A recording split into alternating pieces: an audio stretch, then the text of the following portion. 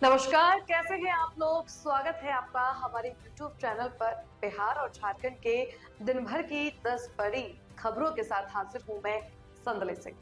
खबरों की शुरुआत करें उससे पहले आपसे अनुरोध करते हैं कि यदि आपने हमारे चैनल को सब्सक्राइब नहीं किया है तो आज ही सब्सक्राइब करें, और ताकि बिहार और झारखंड की ताजा तरीन और राजनीति से जुड़ी हर अपडेट आपको हर दिन मिलती रहे। तो चलिए करते हैं खबरों की शुरुआत।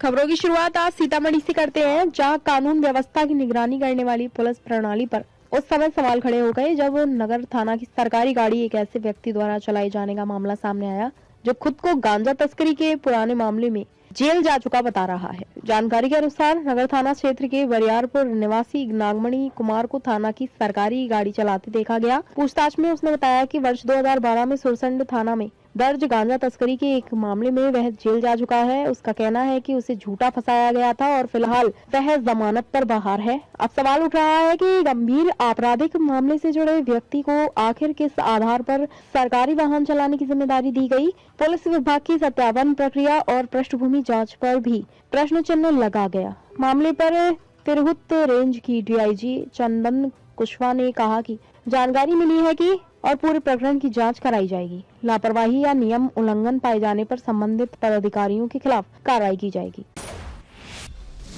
उधर बाढ़ अनुमंडल के मोकामा थाना क्षेत्र में हत्या, लूट और रंगदारी सहित 22 आपराधिक मामलों में वांछित व कुख्यात आरोपी राजीव गोप को पुलिस ने गिरफ्तार कर लिया है। एसडीपीओ एक आनंद कुमार सिंह ने बताया कि आरोपी के खिलाफ नन बेलबल वारंट भी जारी था। उसे मोकामा थाना कांड संख्या 41/26 में गिरफ्तार किया गया है। जानकारी के अनुसार 26 जनवरी की रात को मोकामा के मोलदियार टोला निवासी सिद्धार्थ से 25,000 रुपए की रंगदारी मांगी गई थी। रंगदारी नहीं देने पर हत्या की धमकी दी गई थी। मामले की गंभीरता को देखते हुए पुलिस ने त्वरित कार्रवाई करते हुए एक विशेष टीम गठित की और आरोपी को धर दबोचा।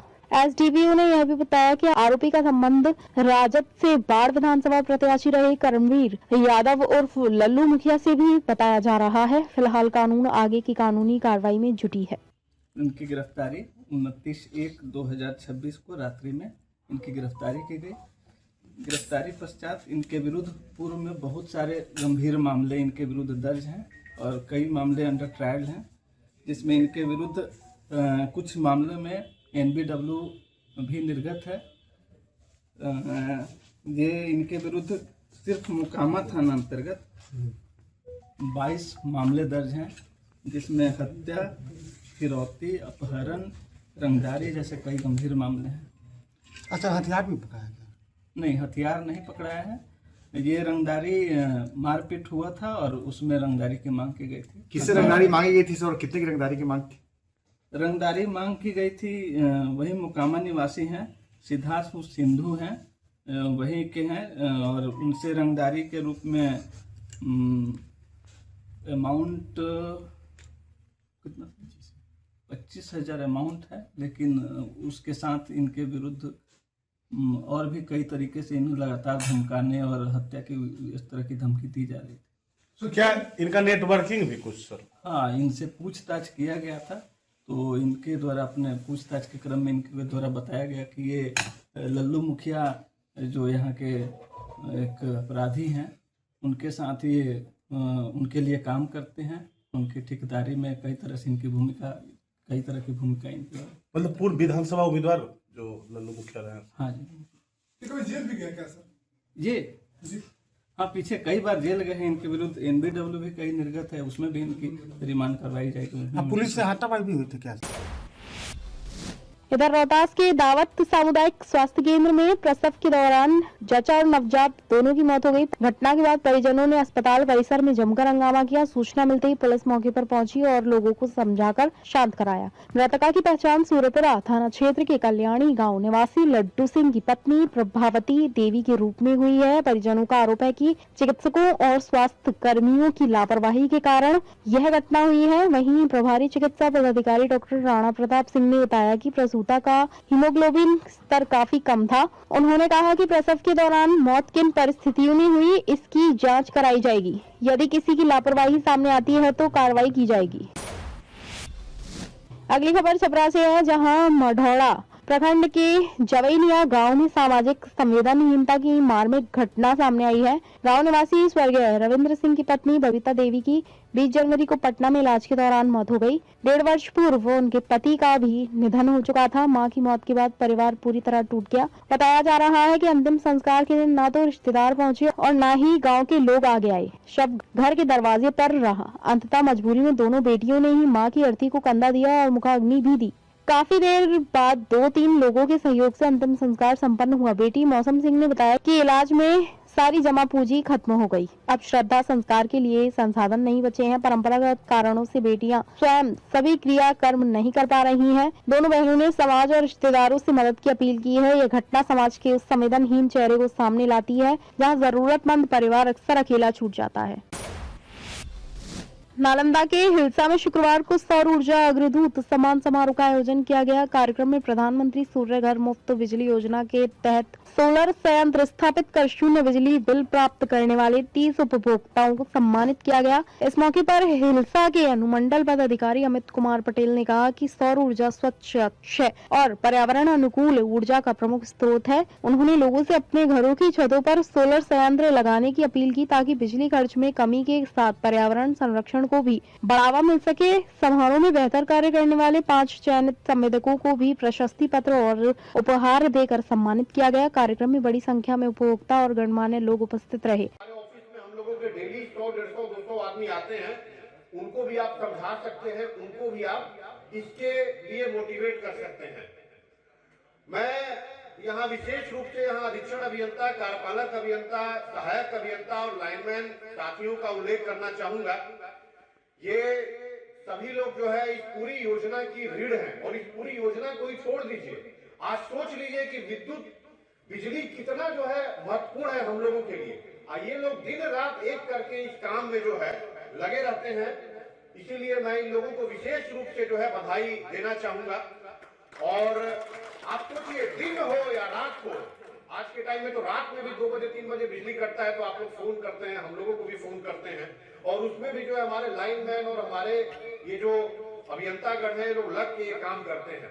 तो मेरा आप लोगों से ये, चूंकि इन लोगों की स्कीम है, मतलब ये इन लोगों को इसमें नोडल बनाया गया है, तो मेरा आप लोगों से अनुरोध है कि इसको ज्यादा से ज्यादा घरों तक पहुंचाने का काम करिए ताकि ये लोग भी अपने दूसरे जो काम है उसके लिए भी मोटिवेट रहे कि भाई हम लोग ये काम में लगातार लगे हुए हैं। और बिहार झारखंड की हर बड़ी खबर अब आपकी जेब में। क्या आप बिहार और झारखंड की खबरों से पीछे रह जाते हैं? इंडिया न्यूज वायरल के साथ जुड़े और पाए सबसे तेज अपडेट्स। चाहे वो राजनीति हो, वायरल वीडियो हो या आपके शहर की ताजा घटना, सब्सक्राइब क्यों करें? सबसे तेज ब्रेकिंग न्यूज अलर्ट्स के लिए वायरल और ट्रेंडिंग वीडियो सबसे पहले, सच्ची और सटीक रिपोर्टिंग। देर ना करें, आज ही सब्सक्राइब बटन दबाएं और अपडेटेड रहें। ब्रेक के बाद अब झारखंड की खबरों का रुख करते हैं। पहली खबर सरायकेला से है, जहां नगर थाना क्षेत्र के टांगरानी गांव निवासी 40 वर्षीय आलोक पड़िहारी ने शुक्रवार सुबह घर की छत पर लगे पंखे से फंदा लगाकर आत्महत्या कर ली। वह IDBI बैंक की सरायकेला शाखा में कर्मचारी के पद पर कार्यरत थे। जानकारी के अनुसार वह स्नान के बाद बच्चों को स्कूल छोड़कर घर लौटे और नाश्ता किया। इसी दौरान परिवार के अन्य सदस्य नदी स्नान के लिए चले गए। घर में अकेले रहने के दौरान उन्होंने साड़ी का फंदा बनाकर आत्महत्या कर ली। परिजन लौटे तो उन्हें फंदे से लटका पाया और तत्काल सदर अस्पताल ले जाया गया, जहां चिकित्सकों ने मृत घोषित कर दिया। घटना की सूचना मिलते ही पुलिस मौके पर पहुंची और शव को कब्जे में लेकर पोस्टमार्टम के लिए भेज दिया। मौके से एक सुसाइड नोट भी बरामद हुआ है, जिसमें काम के दबाव को कारण बताया गया है। फिलहाल पुलिस पूरे मामले की जांच कर रही है। पता चला कि आलोक नाम के हैं जो कि IDBI बैंक में कार्य कर रहे थे, जिन्होंने अपने घर में मॉर्निंग में फांसी लगा लिया है। उसका हम लोग पोस्टमार्टम के लिए सबको भेजे हैं। परिजन अभी जो है बातचीत की स्थिति में नहीं है। परिजन से पूछताछ करने के बाद और बैंक कर्मी से पूछताछ करने के बाद और स्थिति स्पष्ट हो पाएगी। इसमें सुसाइड नोट भी मिला है सर? हाँ, सुसाइड नोट मिला है। उसको भी हर पहलू का हम लोग जाँच कर रहे हैं। परिजन से भी बात करने के बाद, बैंक स्टाफ से बात करने के बाद स्थिति स्पष्ट हो पाएगी। लोहरदगा के स्नेहा थाना क्षेत्र के सेरेंग हाथू सीठियो कोयल नदी घाट पर शव यात्रा रोके जाने से शुक्रवार को तनाव फैल गया। आक्रोशित ग्रामीणों ने लोहरदगा बेड़ो मुख्य सड़कों को करीब 2 घंटे तक जाम कर दिया। सूचना पर जिला प्रशासन और पुलिस मौके पर पहुंची। उपायुक्त डॉक्टर कुमार ताराचंद और एसपी की मौजूदगी में सरकारी रास्ता बताते हुए अंतिम संस्कार कराया गया। स्थिति को देखते हुए इलाके में भारी पुलिस बल और एसएसबी तैनात की गई है। प्रशासन ने लोगों से शांति बनाए रखने की अपील की है और सरहदियों के आम जनता से ही अनुरोध होगा कि किसी तरह के अफवाह पे नहीं बिलीव करें और आपस में चूंकि सदियों से हम लोग साथ रहते आ रहे हैं और एक दूसरे के दुख सुख में हम लोग साथ रहें, तो जरूर एक दूसरे के सुख दुख में हम साथी बने और किसी तरह के अफवाहों में, किसी तरह के बरगलाने पे, किसी तरह के समझाने पे नहीं समझे। आपस में प्रेम भाव बना के रखें। और आज जो छोटी सी घटना मैं इसलिए बोलूँ क्योंकि एक इमोशनल आउटबर्स्ट होता है जब किसी की मृत्यु होती है, तो एक छोटा इमोशनल आउटबर्स्ट था। बट यहाँ पे खुद एसपी साहब, खुद मैं, साथ में एसडीएम साहब और पूरी पुलिस की टीम यहाँ पे आके बहुत अच्छे तरीके से इसको डील किया गया। आम पब्लिक से यही अनुरोध हुआ कि जो भी सत्यता हो या तो पुलिस प्रशासन से ही इसकी जानकारी ले, अन्यथा किसी के मैसेज से भ्रम में ना और किसी तरह का र्यूमर्स ना फैलाए। Thank you. उधर बोकारो सेक्टर 6 थाना क्षेत्र के बीएस सिटी कॉलेज के पास झाड़ियों से शुक्रवार को एक अज्ञात महिला का अर्धनग्न शव बरामद किया गया है। महिला की उम्र करीब 40 वर्ष बताई जा रही है। सुबह मॉर्निंग वॉक पर निकले लोगों ने शव देखा और पुलिस को सूचना दी। मौके पर सेक्टर 6 थाना प्रभारी संगीता कुमारी और बीएस सिटी थाना प्रभारी सुदामा दास पहुंचकर जांच में जुट गए। डॉग स्क्वाड और फॉरेंसिक टीम को भी बुलाया गया है। महिला की पहचान छिपाने के लिए सिर कुचला गया है। प्रथम दृष्टया दुष्कर्म के बाद हत्या की आशंका जताई जा रही है। हालांकि स्थिति पोस्टमार्टम रिपोर्ट आने के बाद स्पष्ट होगी। पुलिस ने पहचान के प्रयास तेज कर दिए हैं। यहाँ मॉर्निंग वॉक करने वाले कुछ बुजुर्ग द्वारा फ़ोन करके बताया गया कि एक अज्ञात महिला का जो है शव यहाँ पड़ा हुआ है, तो अभी हम लोग जांच कर रहे हैं। अभी शिनाख्त नहीं हो पाई है। हाँ, जो भी है, जहाँ से मिसिंग रिपोर्ट है, जैसे कि सिटी बीएस सिटी का था, उससे भी हम लोग कर लिए, लेकिन अभी कुछ हम लोग को सफलता नहीं मिला है। जैसे कुछ मिलेगा सूचना दे दिया जाएगा। फॉरेंसिक और डॉग स्क्वाड की टीम आ रही है। बुलाई जाए। बांग्लादेश में हिंदुओं पर कथित हमलों के विरोध में शुक्रवार को मनोहरपुर में हिंदू जागरण के बैनर तले सैकड़ों लोगों ने रैली निकाली। रैली नरसिंह आश्रम से शुरू होकर शहर के प्रमुख मार्गों से होते हुए प्रखंड कार्यालय पहुंची। इस दौरान प्रदर्शनकारियों ने बांग्लादेश के खिलाफ नारेबाजी की और केंद्र सरकार से कड़ी कार्रवाई की मांग की। सभा को संबोधित करते हुए ऋषिनाथ शाहदेव और संजय वर्मा ने हिंदुओं की एकता पर जोर दिया। प्रदर्शनकारियों ने प्रधानमंत्री के नाम बीडीओ शक्ति कुंज और सीओ प्रदीप कुमार को संयुक्त हस्ताक्षर युक्त ज्ञापन सौंपा। मौके पर बड़ी संख्या में स्थानीय लोग और संगठन के सदस्य मौजूद रहे। उधर धनबाद शहर में लगातार बढ़ती सड़क दुर्घटनाओं के बीच शुक्रवार को पुलिस ने सड़क पर उतरकर आम लोगों को ट्रैफिक नियमों की जानकारी दी और सुरक्षित ड्राइविंग की अपील की। यह कार्यक्रम राष्ट्रीय सुरक्षा माह के तहत मेमको मोड़ पर आयोजित किया गया। कार्यक्रम का मुख्य आकर्षण नुक्कड़ नाटक रहा, जिसमें बिना हेलमेट, सीट बेल्ट और तेज रफ्तार के खतरों को दर्शाया गया। राहगीरों ने नाटक देखकर नियमों का पालन करने का संकल्प लिया। एसएसपी प्रभात कुमार ने कहा कि पुलिस का उद्देश्य चालान से नहीं बल्कि जीरो एक्सीडेंट सुनिश्चित करना है। 1 फरवरी से विशेष चेकिंग अभियान के तहत helmet, seat belt, number plate और ब्लैक फिल्म जैसे नियमों का सख्ती से पालन कराया जाएगा। Bite Prabhat Kumar, SSP Dhanbad. इक्का दुक्का चौक चौराहे पर लगातार प्रयास किया जा रहा है लोगों को जागरूक करने का। इसके अलावा जो ट्रैफिक का इन्फोर्समेंट ड्राइव है वो हमेशा चलते रहता है। उसी कड़ी में आज का ये मेमको मोड़ पे आज का ये कार्यक्रम था। इसमें हम लोगों का मकसद इतना ही था कि जितने लोग सड़क पे चल रहे हैं उनको जागरूक किया जाए और उनको रोड सुरक्षा और सड़क सुरक्षा संबंधित जितने भी नियम है उनका अनुपालन करना कितना आवश्यक है, तो प्रैक्टिकली उनको सड़क पे खड़े होकर के ही दिखाया जाए, ताकि अभी तक का जो भी कार्यक्रम होता है वो किसी न किसी हॉल में, सभागार में होता है। इसीलिए आप देख रहे होंगे कि पूरे की पूरी पुलिस महकमा, एसडीओ साहब, खुद पूरा डीटीओ कार्यालय के सब लोग यहाँ रोड पे ही खड़े हैं। और हम लोगों ने इसीलिए कोई स्थल का या कोई समारोह या कोई सभा स्थल का हम लोगों ने इंतजाम नहीं किया। यहाँ खड़े होकर के और जितने भी लोग ट्रैफिक नियमों को वायलेट कर रहे थे उनको पकड़ के ला करके संदेश देना, उनको ऐसे कुछ वीडियो क्लिप्स जिसमें ट्रैफिक नियम का अनुपालन नहीं करने से क्या क्षति होती है वो दिखाना। प्री प्लानिंग नहीं करनी है, हम लोग का प्लानिंग तो था ही, बट इसका प्री इन्फॉर्मेशन किसी को नहीं देना है। सडनली सीधे रोड पर उतर करके और लोगों को बताना है कि एक्चुअली में क्या होता है। और हम ये समझाने का प्रयास कर रहे थे कि ये जो इनकन्वीनियंस है थोड़ी देर के लिए, ये तो पॉजिटिव कॉज के लिए हुआ, अगर यही इसी चौराहे पर, इसी चौक पर कोई एक्सीडेंट होकर के और स्पॉट डेथ हो जाए, जो कि हुआ भी है पहले, इसी चौराहे पे हुआ, उस समय घंटों जाम हो जाती।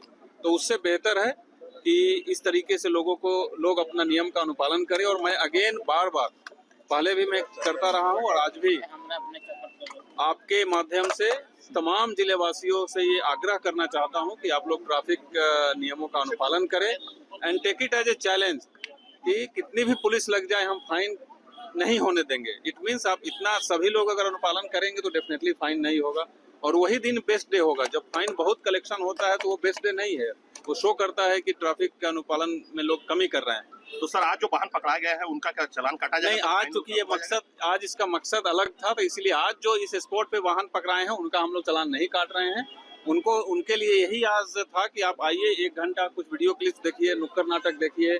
यहाँ जो हमारे जो गायक आए हुए थे वो जो ट्रैफिक के संबंधित गाना गा करके समझाने का प्रयास कर रहे थे उसको सुनिए और यहाँ से कसम खा के जाइए कि आगे से कभी कोई वायलेशन नहीं करें। तो साथियों, आज के लिए बस इतना ही। कल फिर हाजिर होंगे बिहार और झारखंड की 10 बड़ी खबरों के साथ। मुझे दीजिए इजाजत। ताजा तरीन और राजनीति से जुड़ी खबरों के लिए आज ही हमारे चैनल को सब्सक्राइब करें और बेल आइकन दबाना ना भूलें ताकि हर अपडेट्स आपको एक क्लिक पर मिलता रहे। और हाँ, कमेंट बॉक्स में अपनी प्रतिक्रिया जरूर दें ताकि आपकी रुचि के अनुसार हम खबरों का चयन कर सकें। यदि आप भी हमारी टीम के साथ जुड़ना चाहते हैं तो नीचे दिए जा रहे संपर्क सूत्र पर आज ही संपर्क करें और बने हमारी टीम का हिस्सा।